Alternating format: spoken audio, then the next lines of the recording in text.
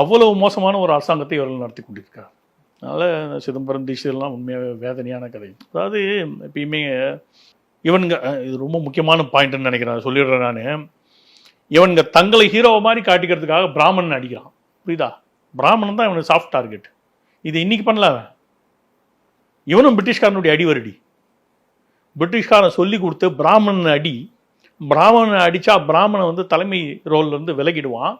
பிராமணன் விலகிட்டான்னா இந்திய சுதந்திர போராட்டம் படுத்து போயிடும் அப்படின்னு பிரிட்டிஷ்காரன் போட்டு கொடுத்த திட்டத்தின்படி செயல்பட்டவனுங்க தான் டிஎம் நாயர், இந்த தியாகராஜனுடைய தாத்தா பிடி ராஜன், நடேச முதலியார், ஈவ ராமசாமி, அண்ணாதுரை, இவங்கெல்லாம் அத்தனை பேரும் ஆங்கில அடிவரடி. அத்தனை பேரும் ஆங்கில அடிவரடி, காசு வாங்கிட்டு வேலை செஞ்சவனுங்க. அதான் பெரிய பெரிய குற்றச்சாட்டாக இருக்குது. ஆமாங்க, ரெக்கார்டடு என்கிட்ட அதுக்கு ரெக்கார்ட்ஸ் இருக்குது.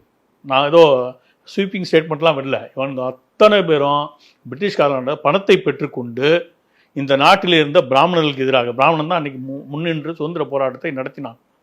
நான் அந்த பேர்லாம் சொல்லுவோம், ஐயர், சுப்பிரமணிய சிவா, சுப்பிரமணிய பாரதி, நம்ம வாஞ்சிநாதன், அதெல்லாம் பாருங்கள் லீடிங் ஃபிகர்ஸ் ஆர் ஆல் பிராமின்ஸு.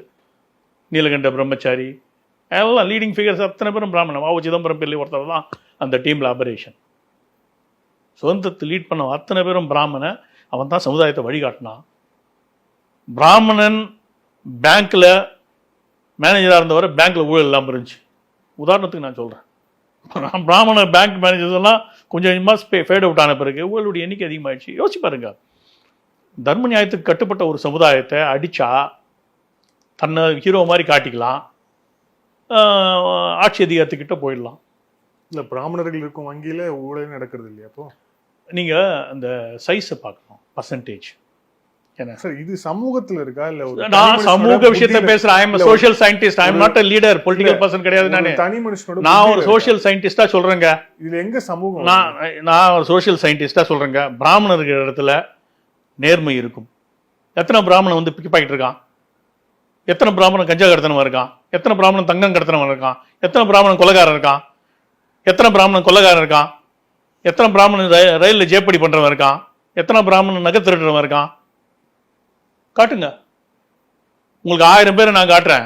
மயிலாப்பூர்லேயும் மந்தவெளியிலையும் மாம்பழத்துலேயும் சாப்பாடு செஞ்சு புளி சாதத்தையும் அதையும் 10 ரூபாய்க்கு 20 ரூபாய்க்கு 50 ரூபாய்க்கு விற்றுட்டு தான் வயிற்ற கழுவுற பிராமணன் 1000 பேரை காட்டுறேன். என்னால் முடியும்.